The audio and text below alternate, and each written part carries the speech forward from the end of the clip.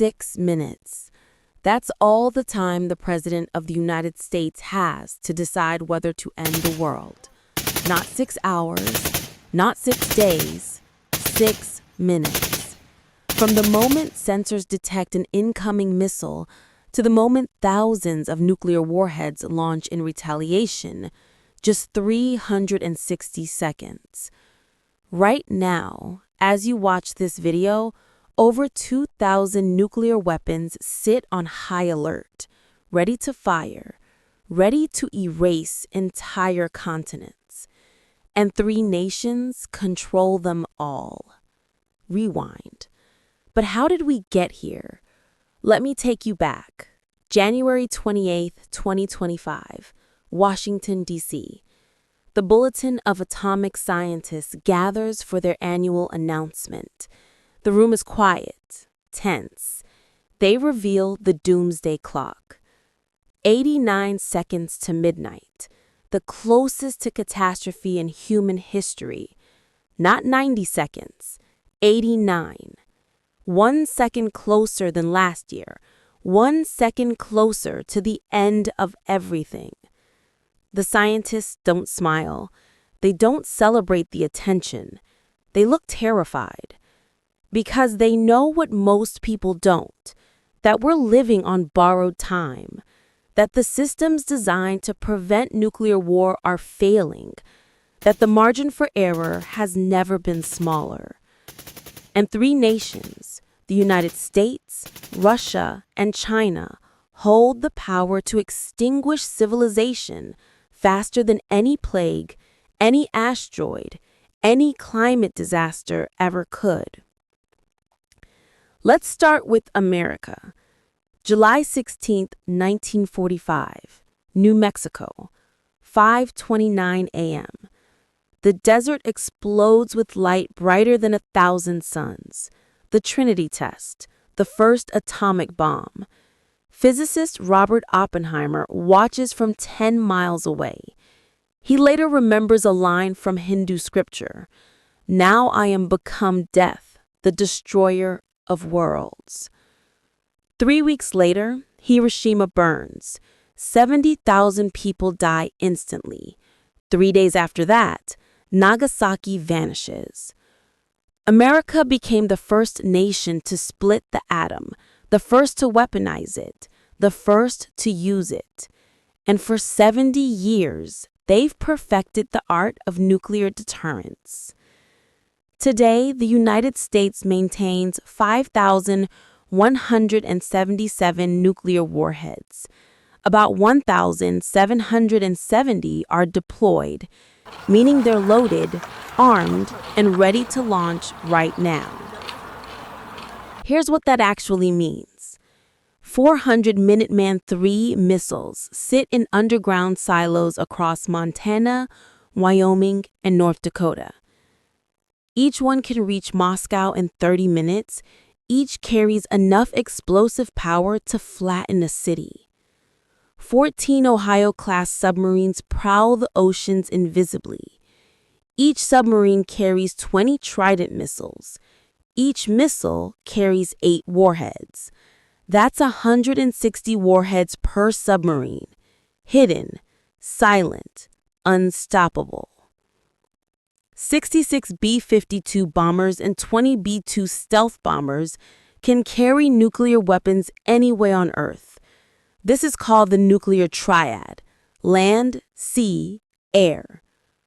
It was designed with one purpose: ensure that no matter what happens, America can retaliate.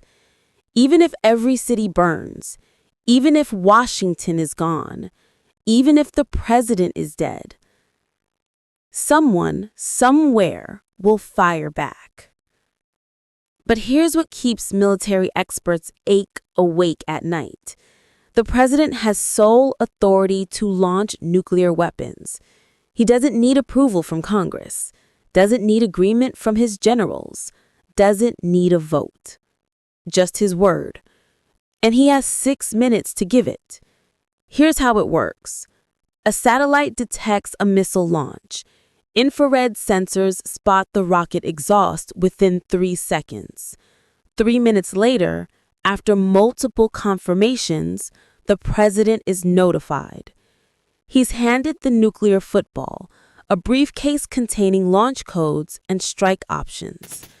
Someone briefs him on the threat, on the targets, on how many millions will die. And then he chooses. 6 minutes from detection to decision.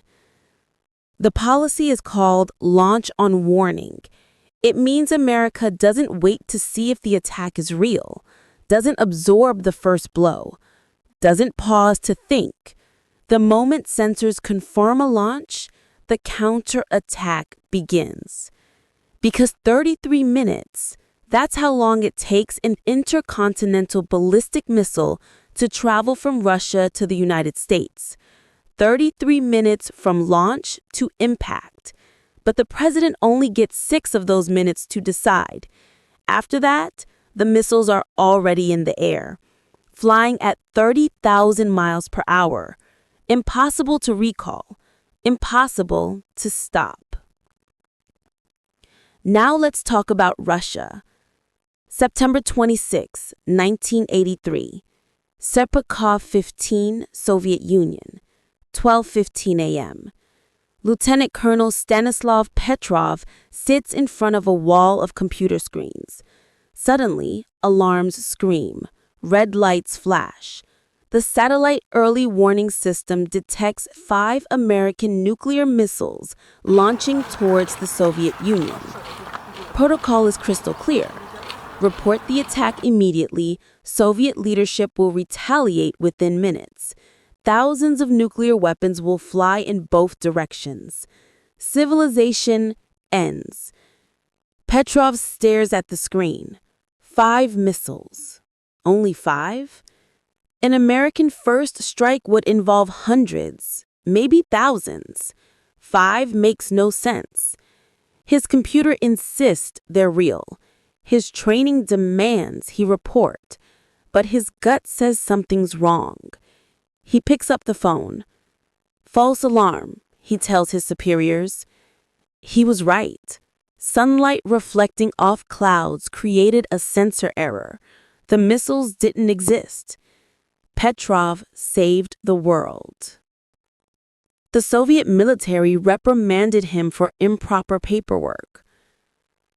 Today, Russia maintains the largest nuclear arsenal on Earth, 5,459 warheads, about 1,718 deployed and ready to launch.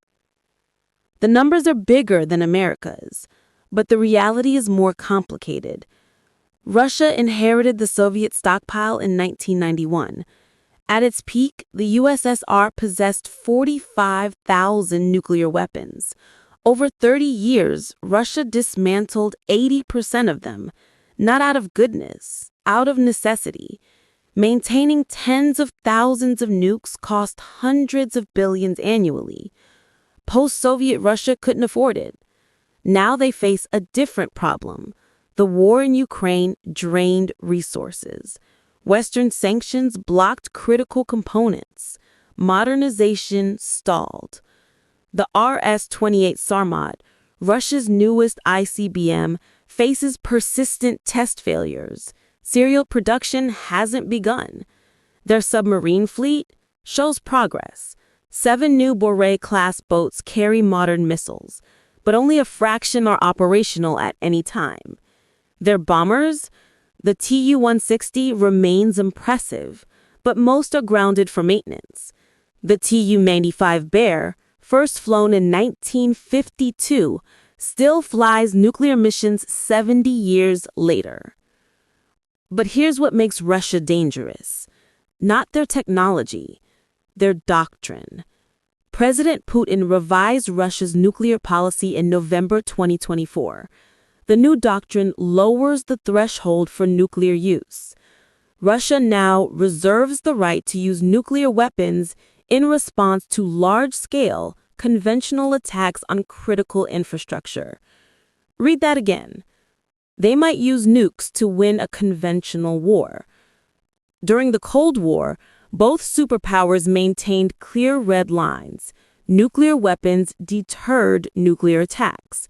Conventional wars, Korea, Vietnam, Afghanistan, raged without nuclear escalation. Not anymore.